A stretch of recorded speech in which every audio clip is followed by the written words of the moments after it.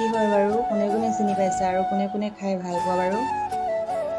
মই হ'লে খাই বহুত ভাল পাওঁ দেই। এতিয়া ধুনীয়াকৈ ছিঙি ধুই এইফালে গুচাই থৈছোঁ, আৰু অলপ অলপ গুচাম আৰু ধুনীয়াকৈ দুফাল দুফাল কৰি এতিয়া মজাকৈ খাম। দেখাততো বহুত মিঠা সোৱাদ হ'ব যেনেই লাগিছে, কিন্তু খাই চালেহে গম পাম মিঠা হয় নে নহয়। খাই চাওচোন।